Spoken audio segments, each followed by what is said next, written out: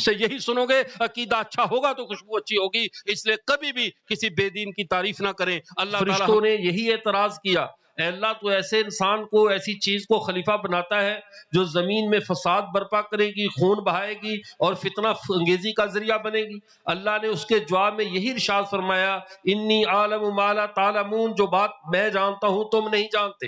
وعلم آدم الاسماء كلها، اللہ نے حضرت آدم کو علم کے ساتھ دوسری مخلوقات سے جدا کر دیا۔ آدم کو ایسا علم دیا جو دوسری مخلوقات کے پاس نہیں تھا۔ گویا کہ اللہ کی خلافت کا حقیقی مقصد، اللہ کی خلافت کا حقیقی تقاضا وہ علم ہے کہ جو اللہ نے آدم کو دیگر مخلوقات سے ممتاز کیا، تو وہی مخلوق زمین پہ، وہی امت، وہی جماعت حقیقی علم کی حقدار ہے، حقیقی خلافت کی حقدار ہے، جس کا علم پورا ہو۔ اور علم پورا صرف اور صرف اس امت کے اندر آ کر ہوا ہے۔ سابقہ امتوں میں کسی جگہ اللہ تعالیٰ نے یہ نہیں فرمایا آج کے دن میں نے نعمت کو مکمل کر دیا، دین کو پورا کر دیا۔ الیوم اکملت لکم دینکم کا اعزاز ہمیں ملا ہے، اور دین نام ہے اس علم کا، اس راہ کی رہنمائی کا جو اللہ تک پہنچانے والی ہے۔ جب دین اس چیز کا نام ہے تو بات سمجھ جائیے کہ یہ اعزاز اللہ نے ہمارے آقا کو عطا فرمایا، یہ اعزاز اللہ نے ہمیں عطا فرمایا کہ دین کو مکمل کیا ہمارے پیغمبر پہ، اور ہم اس دین کے حاملین ہیں۔ پچھلی امتوں میں بھی دین ہم اس کو ناقص نہیں کہیں گے، جیسے مہینے کے سب چاند اپنی اپنی رات کے اعتبار سے کامل ہی ہوا کرتے ہیں۔ ہلال پہلی رات کے اعتبار سے کامل ہے، دوسری رات کا چاند دوسری رات کے اعتبار سے کامل ہے، لیکن بدر کامل 14ویں رات کے چاند کو کہا جاتا ہے۔ ہمارے آقا صلی اللہ علیہ وسلم اور ان کا دین اپنے زمانے اور صبح قیامت تک کے لیے یہ بدر کامل ہے اور چمکتا ہوا روشن ستارہ ہے، اس کے لیے کسی اور قسم کی نہ کمی ہے نہ کوتاہی ہے۔ تو ایسا کامل دین اللہ نے ہمارے پیغمبر کو دیا۔ جب کامل علم کے مصداق ہم ٹھہرے، کامل دین ہمارے پاس ہے، تو کامل ترین فتنوں سے مقابلہ بھی ہمارا ہوگا۔ بقیہ امتوں کی طرح ہمیں کسی فرعون شداد کا سامنا نہیں کرنا پڑے گا۔ ہمیں سامنا کن لوگوں کا کرنا پڑے گا؟ چونکہ علم کے مقابلے میں یا جہالت ہوتی ہے یا دجل ہوا کرتا ہے۔ علم کے مقابلے میں کبھی طاقت جیتا نہیں کرتی، کبھی طاقت کے ساتھ علم کو دبایا نہیں جا سکتا۔ تو اللہ تعالیٰ نے خاتم النبیین صلی اللہ علیہ وسلم کو ان کے سر پہ تمام علوم کا تاج رکھا، ختم نبوت کا تاج رکھا، اور ہمیں ان کی امت بنایا ہے۔ اب ہمارے اندر پیدا ہونے والے تمام تر فتنے، ہمارے اندر پیدا ہونے والی تمام تر گمراہیوں کا تعلق بھی علم کے ساتھ ہوگا۔ یہ علمی فتنے ہم پر حملہ آور ہوں گے۔ وہ علمی فتنے کس نوعیت کے ہوں گے؟ اب ذرا اس بات کو بھی سمجھ لیجئے، بنیادی طور پر ہر طرح کی گمراہی کی جو بنیاد ملتی ہے یا اس کا سراغ ہوتا ہے، وہ 5 طرح کی بنیادی گمراہیاں ہوتی ہیں۔ ذرا آپ تو عوام الناس بھی یہاں موجود ہیں، میں آسان مثالوں سے سمجھانے کی بھی کوشش کروں گا۔ علماء کرام تو انشاءاللہ ویسے ہی سمجھتے ہیں سب باتوں کو۔ اب بات کو سمجھ لیجئے، دنیا کی ہر گمراہی، دنیا کا ہر کفر، دنیا کی ہر بے دینی، دنیا کی ہر لادینی طاقت کے پیچھے ان 5 بنیادی پوائنٹس میں سے کوئی نہ کوئی پوائنٹ موجود ہوتا ہے۔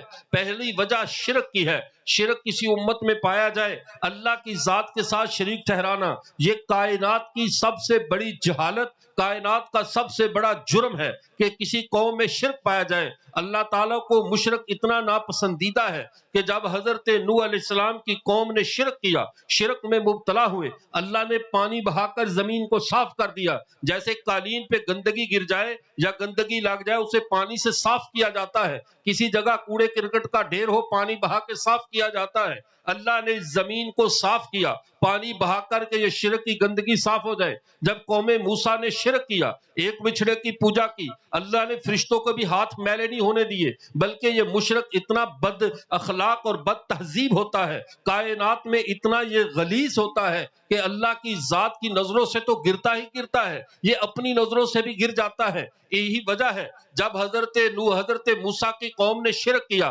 اللہ نے یہی حکم دیا، فَاقْتُلُوا أَنفُسَكُمْ، اپنے آپ کو مارو، ختم کرو۔ کرو اور یہ زمین کو صاف کرو. تم اتنے منحوس ہو گئے ہو شرک کرنے کی وجہ سے, اس دھرتی پر رہنے کے اب تم قابل نہیں رہے. یہ شرک اتنا بڑا جرم ہے. تمام انبیاء نے شرک کے خلاف گفتگو کی, قوموں کا ذہن بنایا. نبی کریم صلی اللہ علیہ وسلم نے بھی 13 سالہ مکی دور میں شرک کی پوری تردید کی. شرک کی ہر جزی کو, ہر کلی کو اللہ کے نبی نے ختم کر کے رکھ دیا اور بتلایا کہ اس امت میں دوبارہ شرک زندہ نہیں ہونا چاہیے, اور ہمیں سختی سے اس بات پہ جو ہے وہ منع فرمایا.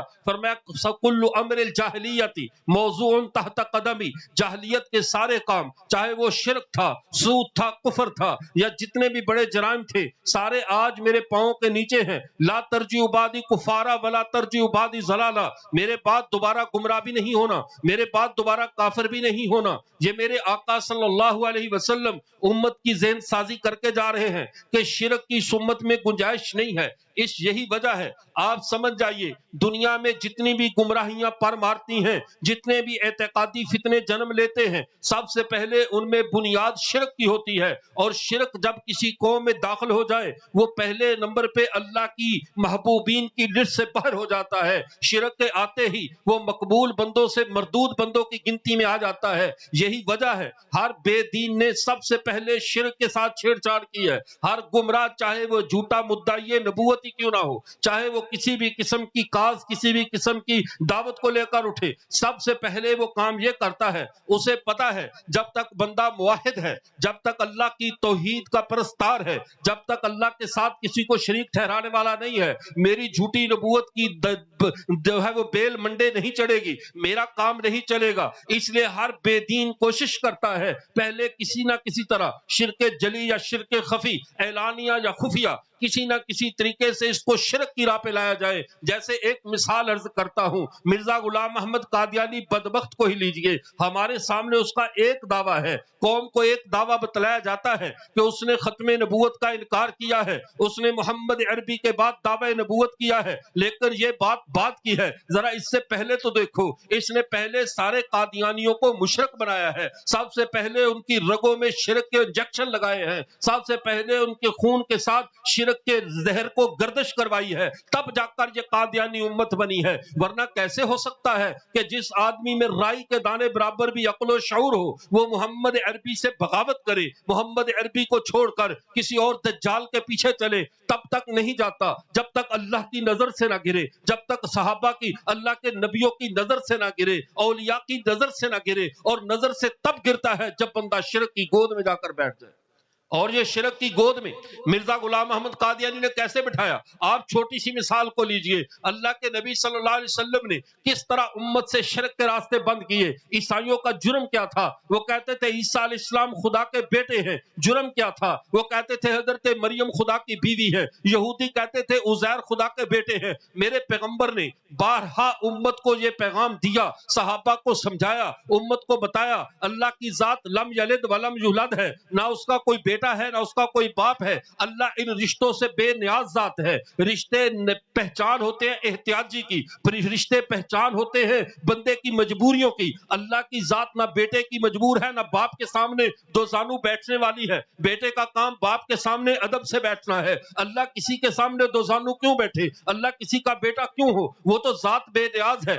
جب اللہ کے نبی نے اتنی زیادہ محنت کی, 1400 سال سے امت شرک کے اس چھوٹے سے مخفی راستے کے بھی چلنے کی روادار نہیں تھی. اس نے کسی کو اللہ کا بیٹا نہیں مانا, کسی کو خدا کی بیوی نہیں مانا. مرزا غلام محمد قادیانی نے سب سے پہلے یہی شرک ڈالا. اور شرک کیا کیا؟ کہا مجھ سے میرے رب نے بانداز محبت کہا اسما یا ولدی, اے میرے بیٹے میری بات تو سن. اب یہ وہ شرک ہے جو شرک خفی قادیانیوں کی رگوں میں دوڑنے لگا. پھر کہا میرے رب نے مجھے کہا انت بمنزلتی اولادی, آپ میری اولاد کی طرح ہو. انت من مائنا وہم من فشل, آپ میرے نطفے سے پیدا ہوئے ہو اور یہ سارے لوگ جھاڑ جھنکار سے پیدا ہوئے ہیں. جب یہ کفریہ باتیں قادیانیت کو ہضم ہو گئی, یہ شرک ہضم ہو گیا, اور جس دل میں, جس دماغ میں, جس روح میں شرک اپنی جگہ بنا لے, وہاں توحید باقی نہیں رہتی, وہاں ختم نبوت کا عقیدہ باقی نہیں رہتا. وہاں جب ایمان ہی نہیں رہتا, پھر دنیا کے جس کفر کا بازار بھی اس کے دل میں کھولنا ہو, دکانیں خالی مل جاتی ہیں. آپ کوئی بھی دکان کھول سکتے ہو, کسی بھی کفر کو جگہ دے سکتے ہو. مرزا قادیانی نے ختم نبوت سے انکار تک لانے سے پہلے اپنی پورے ماننے والوں کو پہلے شرک کی راہ پہ چلایا ہے، پھر جا کر محمد کی بغاوت پہ کھڑا کیا ہے۔ نعرہ تکبیر، تاج و تخت ختم نبوت، تاجدار ختم نبوت، مرزائیوں پہ لعنت، قادیانیوں پہ لعنت، قادیانیوں کا جو یار ہے، مرزائیوں کا جو یار ہے، نعرہ تکبیر۔ تو میں عرض یہ کر رہا تھا، اب مرزا قادیانی، یہ شرک اتنی بڑی نحوست ہے، پھر یہ شرک مرزا قادیانی سے نہیں، چونکہ میرا تو شعبہ ان فتنوں سے نابرد از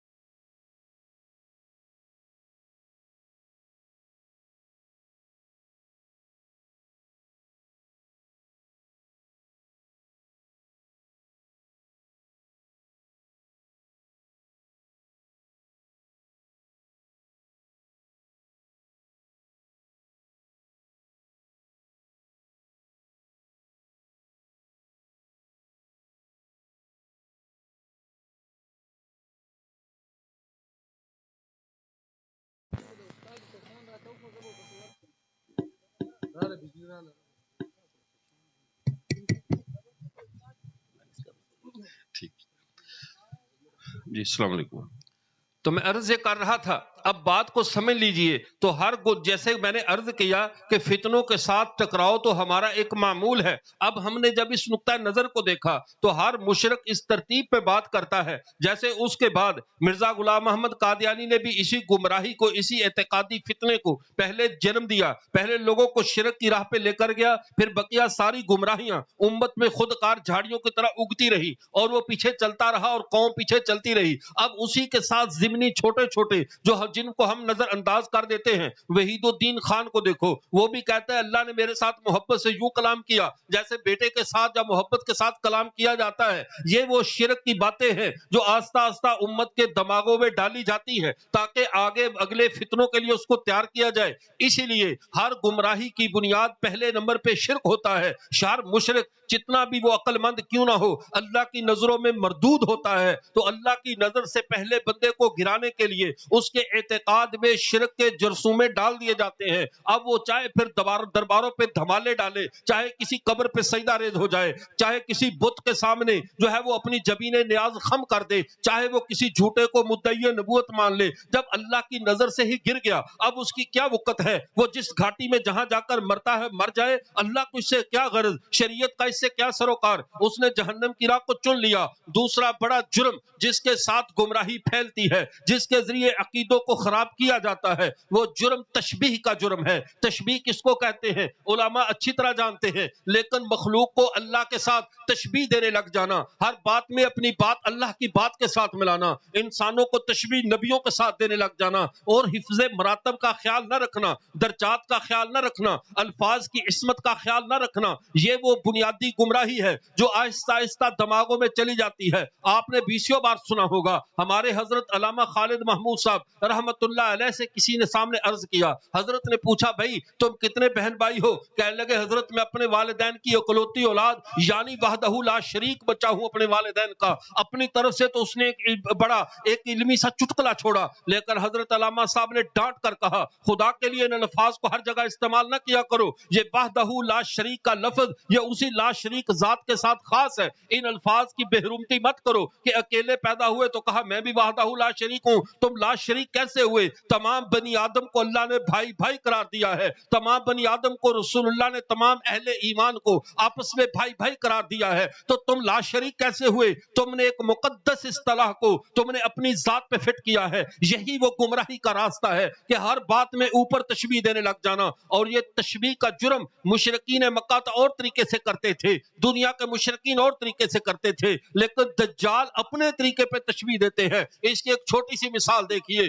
سمجھنے والا اگر سمجھ جائے، اگر کوئی ایک بھی صاحب بصیرت ہو وہ تشبیہ کے فتنے کا شکار نہیں ہوتا. ہر بات کو رسول اللہ سے تشبیہ دے دینا، کبھی کسی کو اٹھا کر صحابہ سے تشبیہ دے دینا، کسی کو اٹھا کر خدا سے تشبیہ دے دینا، یہ وہ تشبیہات یہ وہ بنیادی عقیدوں کی بربادی کا سبب ہوا کرتی ہیں جو کسی بھی انسان کو ایک لمحے میں ہدایت سے نکال کر گمراہی کی راہ پہ لے جاتی ہیں، صراط مستقیم سے ہٹا کر اس کو جہنم کا جو ہے وہ نوالا بنا دیتی ہے. وہ تشبیہات کیا؟ ایک دفعہ قدرت اللہ شہاب اپنے شہاب نامے میں لکھتا ہے، اس نے کہا میں صدر ایوب کے پاس بیٹھا ہوا تھا، اس نے کوئی ایسی عجیب و غریب بات کی، بات بہت اچھی تھی، دینی بات تھی اور بڑے اچھے انداز سے بیان کی. ساتھ دو قادیانی جرنیل بیٹھے ہوئے تھے، انہوں نے فوراً تشبیہ دے دی اور تشبیہ دے کر کہنے لگے جناب صدر صاحب، جناب چیف صاحب، آج تو آپ کے لہجے سے پیغمبرانہ شان جھلک رہی ہے، آج آپ کے لہجے سے پیغمبرانہ شان جھلک رہی ہے. صدر ایوب بہت خوش ہوا، چونکہ جب کسی کو اچھے سے تشبیہ دی جائے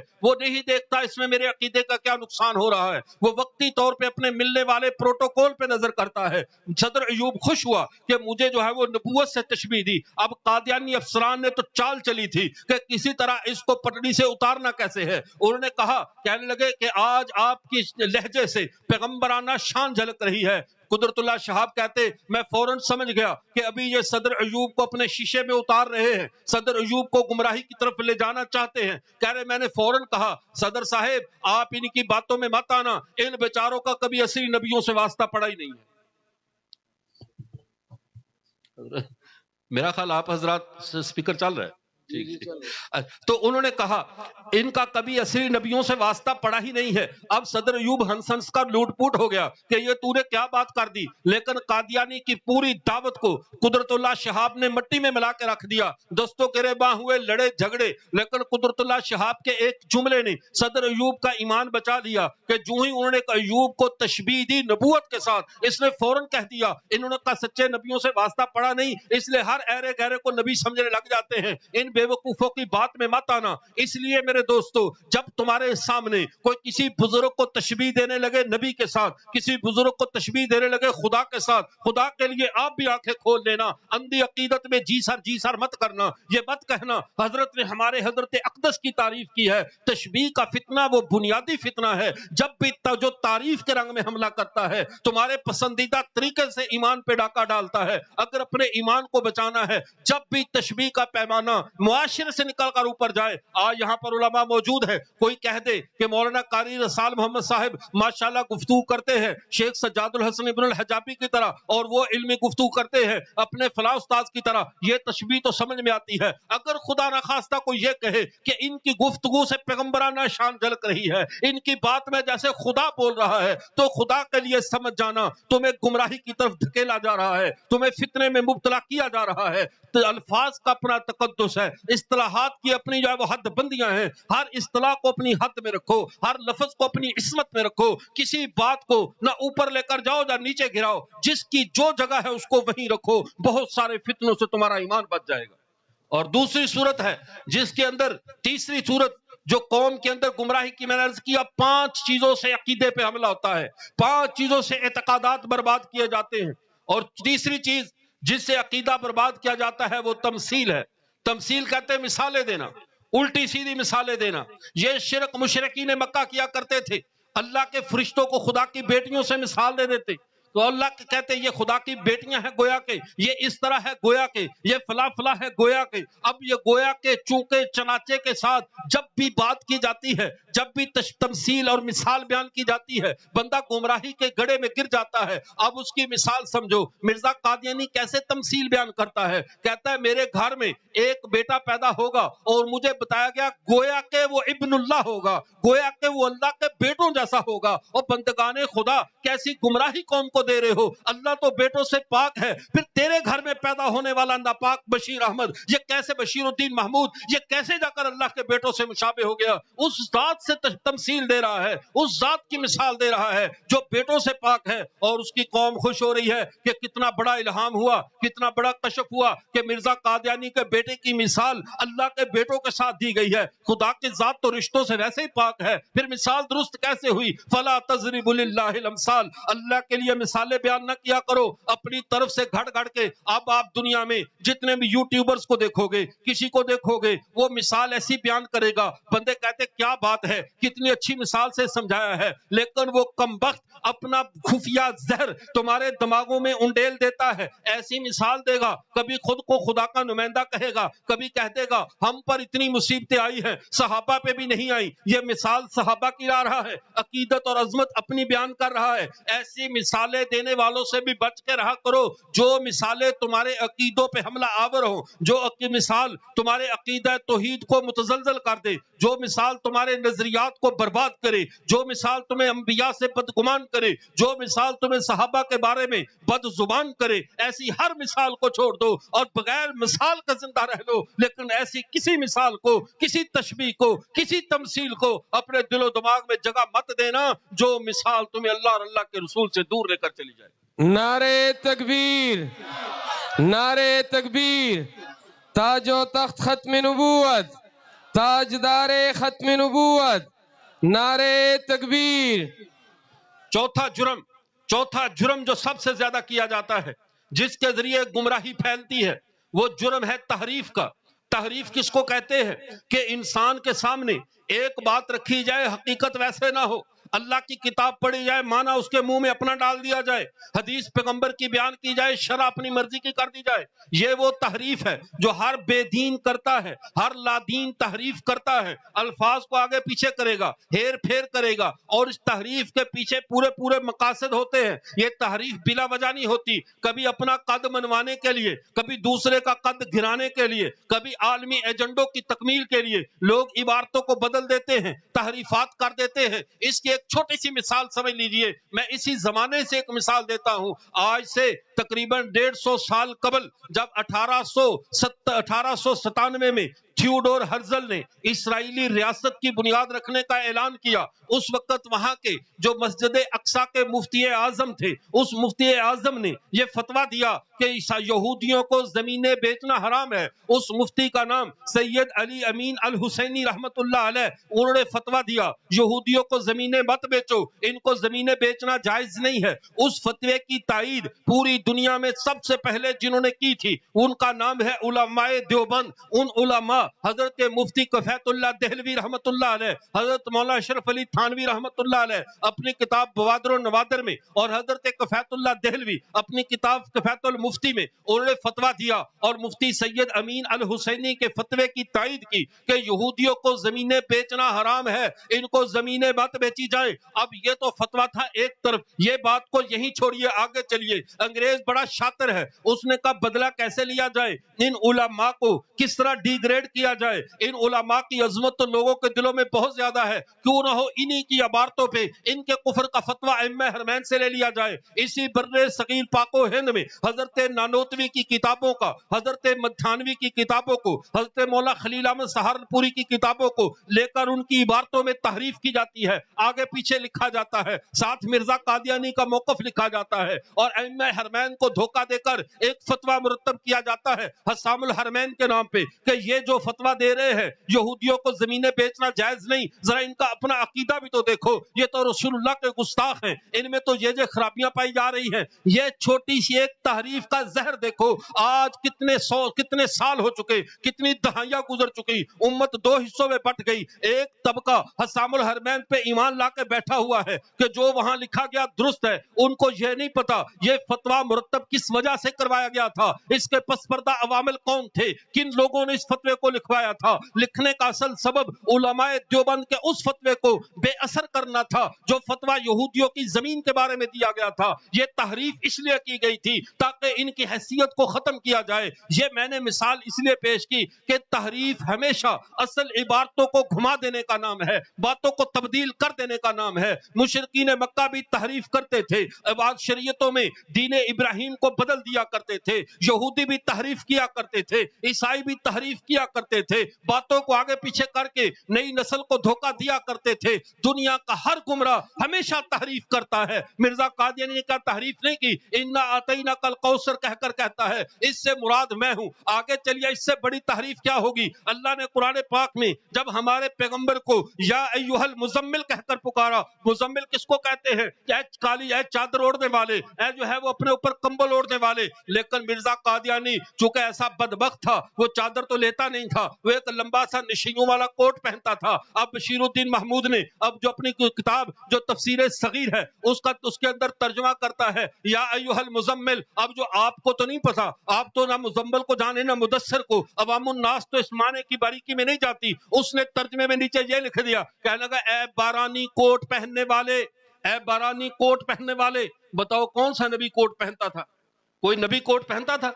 अब इस दज्जाल ने मुजम्मल का माना कोट करके तहरीफ ऐसी की, कादियानी आज तक ये समझते हैं कि शायद इस आयत से मिस्दाक मिर्जा गुलाम कादियानी है कि सारे नबियों ने कोट नहीं पहना, यही बदबख्त पहनता था। तो कह लगा चूंकि या अय्युहल मुजम्मिल के माने में लिखा है ऐ बरानी बारिश वाला कोट पहनने वाले, चूंकि बरानी बदबूदार कोट यही पहनता था। अब तहरीफ इसको कहते हैं माने को बदल देना, तहरीफ इसको कहते हैं अल्लाह की आयात को अपनी जगह से हटा देना, रसूलुल्लाह की बात को आगे पीछे कर देना। आप दुनिया के हर गुमराह को देखोगे, जब भी वो कौम के अकीदे पे हमला करेगा, पहले इबारतों में तहरीफ करेगा, बात को बदलेगा, बुजुर्गों के वाकयात में तहरीफ करेगा, बुजुर्गों के कलाम को आगे पीछे करेगा, फिर जाकर कौम के अकीदे पे हमलावर होगा। इसलिए आप ये बात ज़हन में रखा करो, जैसे आपको अगर कोई घर में मसला पेश आ जाए, आप फौरन पुलिस से राब्ता करते हो कि डकैती का मसला है, हमारे घरों का तहफ़्फ़ुज़ किया जाए, बीमारी पेश आ जाए, 1122 पे कॉल करते हो। तो बंदगाने खुदा, अगर कोई मुहर्रिफ अपना तहरीफ शुदा दीन लेकर, अपनी गुमराही पर मबनी दावत लेकर तुम्हारे पास आए, तो अपने उलमा से राब्ता कर लिया करो, खुद ही वहीं पे तजारत शुरू न कर दिया करो। कहीं ऐसा ना हो कि कोई गुमराह छोटी सी बात करके तुम्हारे अकीदे को बर्बाद करके चला जाए। इसलिए कि इस दुनिया में अगर बचा कर रखने वाली कोई चीज है, अगर महफूज लेकर जाने वाली कोई चीज है, तो इंसान का दुरुस्त अकीदा है। इसके मासवा कोई चीज जो है वो तुम्हें फायदा नहीं देगी। अगर अकीदा गलत है, अमाल के पहाड़ भी लेकर आओगे, मुंह पर मार दिए जाएंगे। अकीदे का दुरुस्त होना इतना जरूरी है। कितनी बातें हो गई, एतकादी हमलों वाली 4 बातें। पहले नंबर पे शिर्क, दूसरे पे तशबीह, तीसरे पे तमसील, चौथे पे तहरीफ। अब 5वीं बात पे आओ। 5वीं बात यह है, इंसान से इनकार आखिरत हर गुमराह तहरीक करवाती है। आखिरत का इनकार, और आखिरत के इनकार का सबसे बड़ा फायदा क्या होता है इस दुनिया में? इन शैतानों को सबसे बड़ा फायदा क्या है?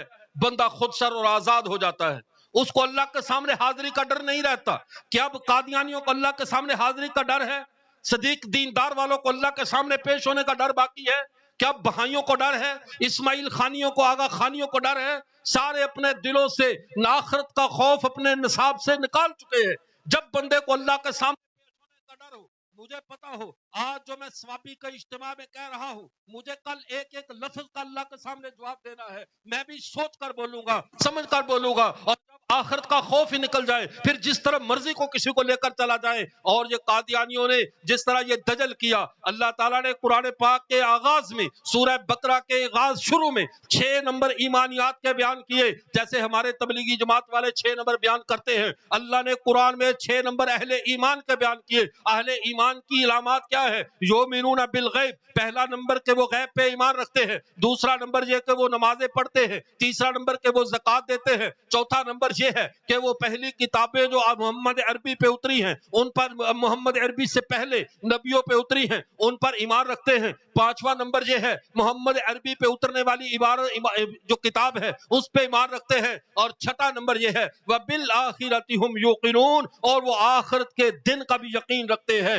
یہ 6 نمبر ہیں ایمانیات کے. بتاؤ 6واں نمبر آخرت پہ ایمان ہے یا نہیں؟ آخرت پہ ایمان یہ ہمارے ایمانیات کا 6واں نمبر ہے. لیکن مرزا قادیانی نے سب سے پہلے آ کر کیا کیا؟ آخرت کو نصاب ایمان سے نکال دیا اور آ کر کیا کہا؟ وَبِالْآخِرَةِ هُمْ يُوقِنُونَ. وہ کہہ رہے بِالْآخِرَةِ کا مطلب یہ ہے کہتا ہے وہ آخر کی موعود باتوں پہ یقین رکھتے ہیں. اب ترجمہ چھوٹی سی گڑبڑ کی، چھوٹی سی اس نے انکار آخرت کی راہ نکالی اور لوگ قادیانیوں کو کیا سمجھایا گیا؟ وَبِالْآخِرَةِ هُمْ يُوقِنُونَ کا یہ مطلب نہیں ہے کہ یوم آخرت پہ ایمان رکھو. اللہ نے قرآن پاک میں 72 مقامات پر وَبِالْآخِرَةِ سے یوم آخرت کو مراد لیا ہے. لیکن مرزا قادیانی کہتا ہے آخرت سے مراد یوم آخرت نہیں ہے، آخرت سے مراد میرا آخر میں آنا ہے، آخر کی موعود باتیں ہیں. آپ بتاؤ یہ آخرت کا انکار ہوا یا نہیں ہوا؟ انہوں نے آخرت کا انکار کیا تو ہر گمراہی ان 5 فتنوں سے جنم لیتی ہے. یا وہ شرک پھیلائے گی، یا تشبیہ کا فتنہ پھیلائے گی، یا تمثیل کا فتنہ پھیلائے گی، یا تحریف کرے گی، یا پھر انکار آخرت کرے گی. جب بھی کوئی ایسی بات سنو جس میں انکار آخرت کی بو پائی جاتی ہو، انکار آخرت کا تھوڑی سی شبہ بھی پایا جاتا ہو، چاہے وہ قبر سے آخرت شروع ہو جاتی ہے. القبر اول منزل من منازل الاخرہ، قبر آخرت کی منزلوں میں سے پہلی منزل ہے.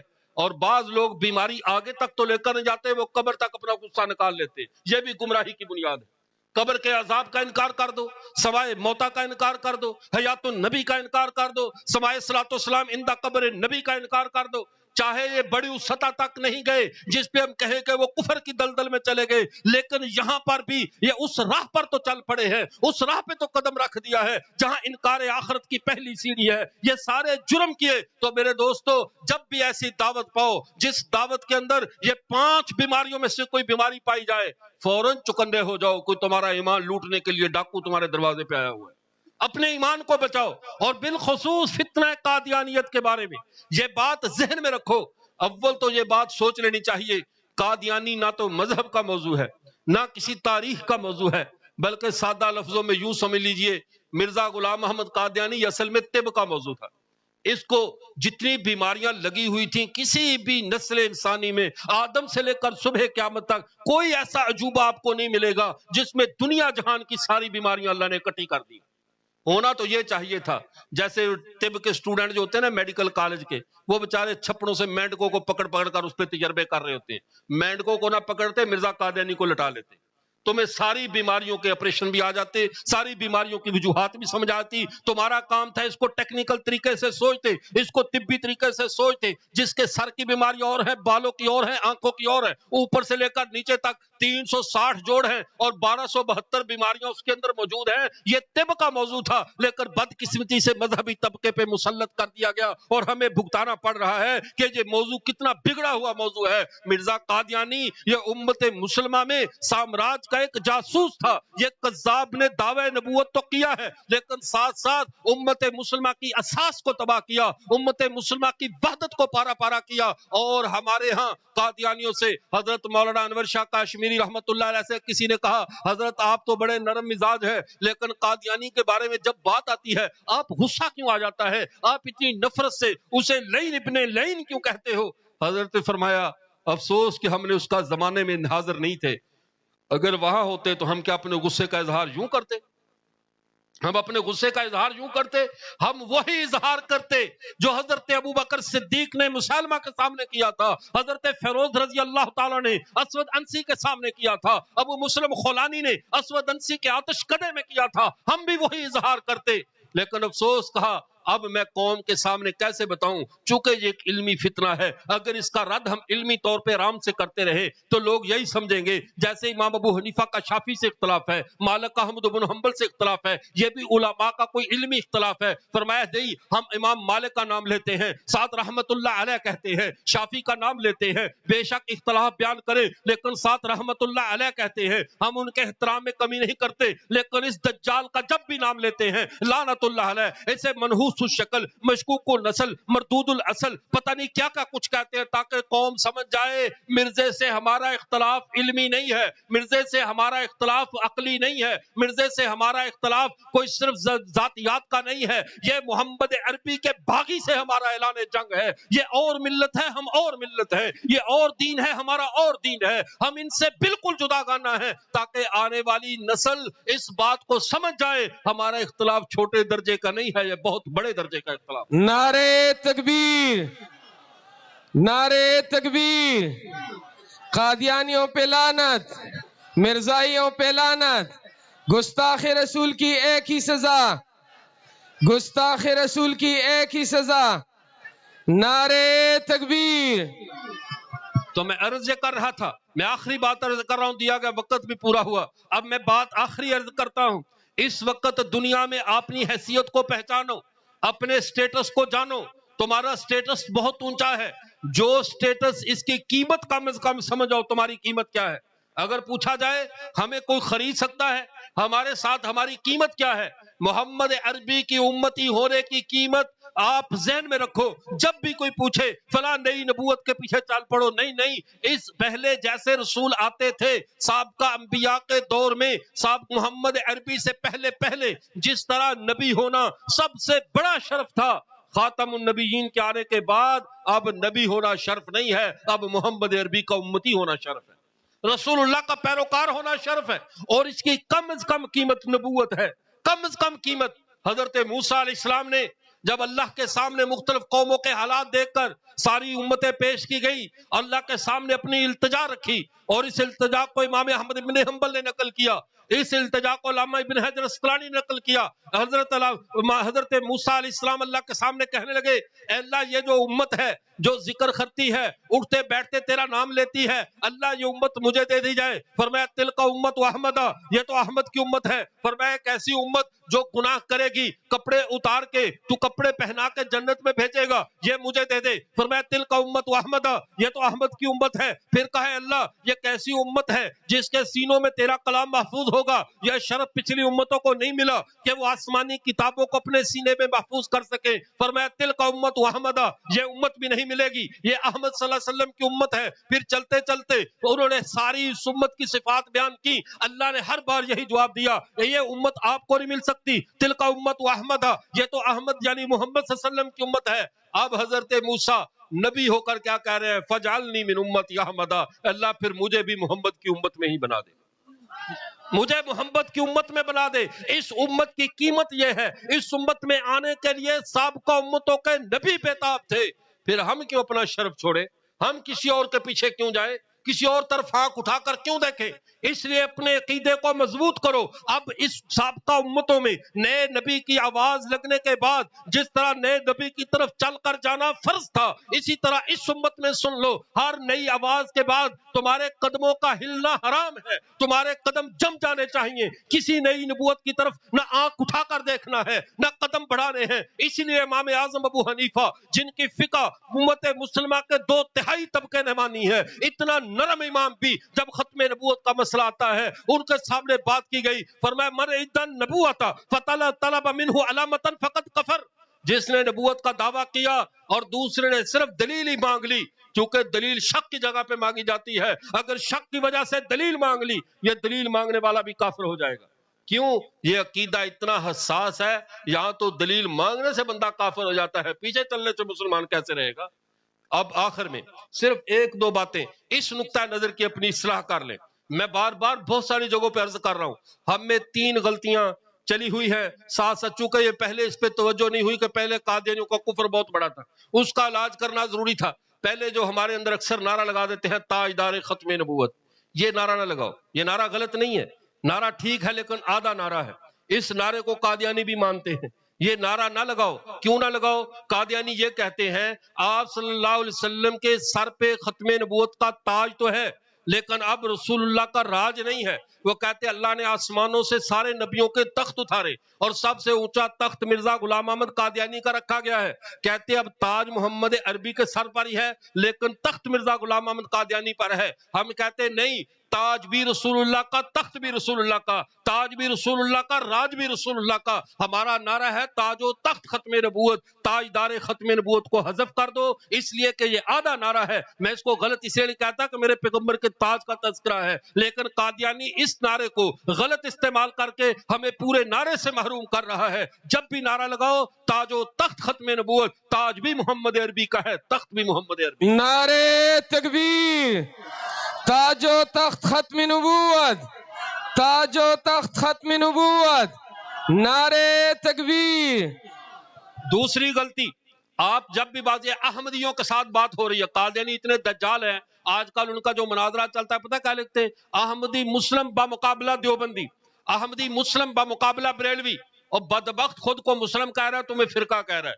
कादियानियों के साथ हमारा फिरके का इख्तलाफ नहीं है, उनके साथ हमारा मिल्लत का इख्तलाफ है। वो अलग मिल्लत है, हम अलग मिल्लत हैं। हम मुस्लिम हैं, वो काफिर हैं। कादियानियों को अहमदी कहना हराम है।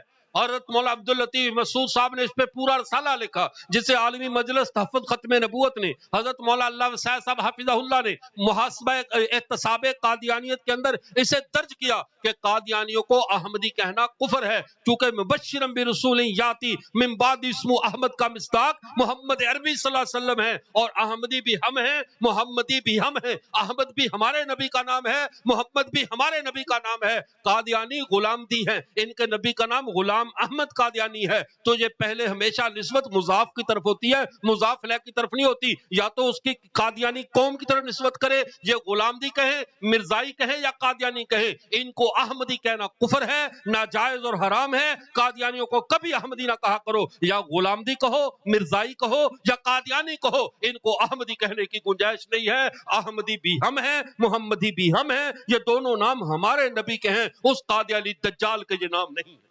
बात समझ में आ गई?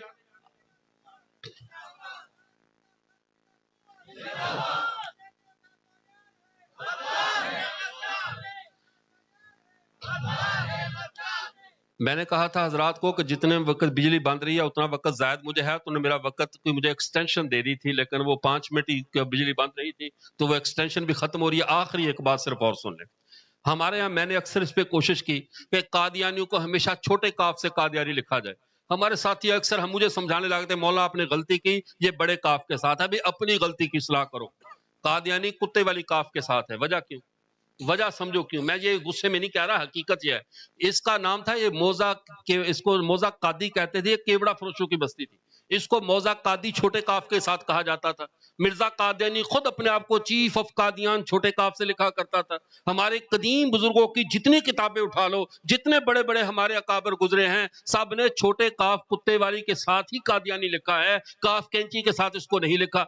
जब ये सारी बात हुई, अब किसी ने इस कादियानी खबीस को कहा, और बंदा खुदा कादा यकीदू से मतलब ही फराडिया और मक्कार बनता है। कादियानी का मतलब है फराडिया, मक्कार और दज्जाल। ये नाम चेंज कर। मौला अब्दुल शकूर फारूकी लखनवी रहमतुल्लाह अलैह ने ताक़िब कादियानियत में लिखा। फिर इसने बाकायदा अंग्रेजों को पैसे देकर पहले स्टेशन का नाम चेंज करवाया। उसको कहा जो पहले मौजा काजी था, कादी को काजी बनाया, काजी से कादियान बनाया। जो बात बहुत आगे जाके बनाना जानते हैं। ये पतंग की गुड्डियों की तरह दीन उड़ाते हैं, इनको कौन पूछने वाला है। तो इसने कहा फिर ये काफ कादियान बना, किदा से काफ तरमीम होकर तखफीफ होकर ये काफ कैंची वाला बना। ये कौन सा तखफीफ का ज़ाब्ता है कि एक खफीफ लफ्ज को सकील कर दिया जाए। काफ छोटा खफीफ है, काफ मोटा जो है वो सकील है। कह रहे खिफत वाले ज़ाब्ते से, तखफीफ वाले ज़ाब्ते से ये मौज़ा किदा से कादियान, काजी खान, काजी माजी बना। जितने भी बहाने लगाएं, असल बात वही है, ये कैबड़ा फरोशों की बस्ती थी, मौज़ा कादी था। जब इसने अपने नाम चेंज करवा लिए, डाक खाने का नाम चेंज करवाया, फिर उसके बाद इसने रेलवे स्टेशन का नाम चेंज करवाया। जब ये नाम चेंज हुए, फिर मौलाना मोहम्मद हुसैन बटालवी पे पर्चा करवाया कि ये मुझे छोटे काफ से कादियानी कहकर मुझे तकलीफ देता है। चूंकि छोटे काफ से कहोगे तो मतलब बनेगा फराडिया, मक्कार और दज्जाल, तो ये मुझे तकलीफ होती है। इसने मजमुआ इश्तिहारात में वो FIR और पर्चे की वजह लिखी है कि मोहम्मद हुसैन बटालवी मुझे छोटे काफ से कादियानी लिखकर मुझे तकलीफ देता है। कब वक्त जब अपनी किताब तूने अल इस्तिफ्ता में खुद अपने आप को चीफ ऑफ कादियान छोटे काफ से लिखा, तब तकलीफ नहीं हुई थी। अब बात को समझो, आपने जब भी कादियानी लिखना है किस तरह लिखना है? چھوٹے کاف کے ساتھ. کس طرح لکھنا ہے؟ تمہارے قول سے، عمل سے، فعل سے، ہر چیز سے باطل کا دل دکھنا چاہیے. جتنا آقا کے دل کو خوشی پہچانا مسلمان کے ایمان کا حصہ ہے. حدیث پوری پہ عمل کیا کرو. من حب للہ و ابغض للہ. محبت بھی اللہ اور اللہ کے رسول کے لیے، نفرت بھی اللہ اور اللہ کے رسول کے لیے. نفرت کا اظہار بھی پورے زور و شور سے کیا کرو. تمہارے قول و فعل اور عمل سے کسی بھی چیز سے دشمن کو راحت نہیں ملنی چاہیے. دشمن کو تکلیف دو چونکہ اس نے میرے اللہ کو تکلیف دی، میرے رسول کو تکلیف دی، اللہ کے برگزیدہ بندوں کا دل دکھایا ہے. اس کا دل دکھانا بھی ایسے ہی عبادت ہے جیسے کسی نیک کا دل راحت دینا ثواب کا کام ہے. اس چیز کو ذہن میں رکھیے. ایک دفعہ بس میں سفر کر رہا تھا، ایک بے دین میرے پاس آ کر کہنے لگا آپ نے خوشبو بہت اچھی لگائی. میں نے کہا موقع تو میں بھی ادھار نہیں کروں گا. میں نے کہا عقیدہ اچھا ہو تو خوشبو اچھی ہو ہی جاتی ہے. میں نے دیکھ کر اتنے کہا، آرام سے جا کر سیٹ پر بیٹھ گیا. میں نے کہا میری خوشبو کی تعریف کر کے بھی تم مجھ سے اچھے الفاظ نہیں سن سکتے، مجھ سے یہی سنو گے عقیدہ اچھا ہوگا تو خوشبو اچھی ہوگی. اس لیے کبھی بھی کسی بے دین کی تعریف نہ کریں. اللہ تعالی ہم سب کو عقیدہ ختم نبوت پہ زندہ رکھے، اسی عقیدے پہ موت نصیب فرمائے. وآخر دعوانا الحمدللہ رب العالمین.